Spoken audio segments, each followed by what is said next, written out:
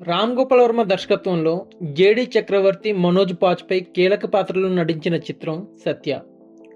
1998 సంవత్సరంలో వచ్చిన ఈ చిత్రం ఇండియన్ గ్యాంగ్స్టర్ సినిమాల దిశనే మార్చేసింది. తాజాగా ఈ సినిమా 27 ఏళ్లు పూర్తి చేసుకోవడంతో ప్రీమియర్ వేశారు. ఇటీవల ఈ సినిమా చూసిన రామ్ గోపాల్ వర్మ గారు ఎమోషనల్ అయ్యారు.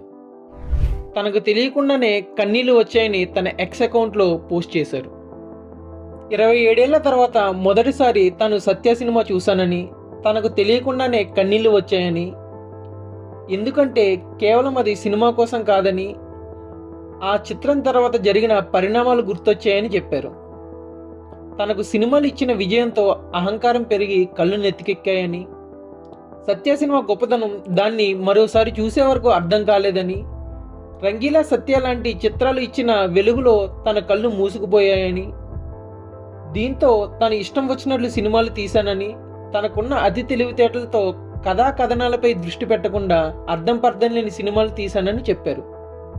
తన ప్రతిభకు ఇండస్ట్రీ ఎన్నో అవకాశాలు ఇచ్చిందని, వాటిని తను ఉపయోగించుకోలేకపోయానని, ఇకపై తాను చేసే ప్రతి సినిమా కూడా తన గౌరవాన్ని పెంచేలా ఉండాలని నిర్ణయించుకున్నట్లు ఆయన చెప్పారు. ప్రస్తుతం ఆర్జీవి గారు 'సిండికేట్' అనే ఒక భారీ మల్టీ స్టారర్ చిత్రాన్ని ప్లాన్ చేశారు.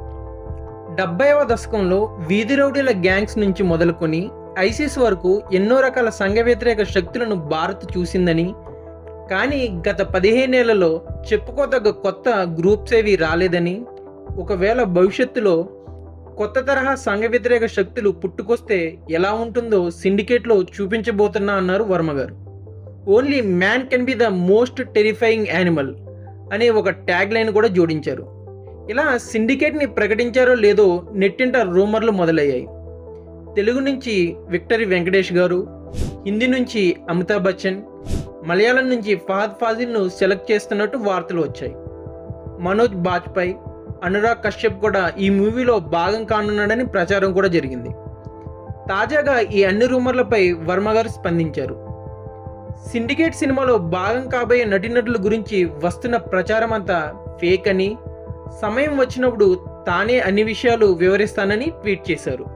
మరి చూడాలి ఆర్జీవి గారు ఈ మూవీతో కంబ్యాక్ ఇస్తారేమో. ఈ వీడియో మీకు నచ్చితే లైక్ చేసి షేర్ చేయండి, తప్పకుండా సబ్స్క్రైబ్ చేయండి.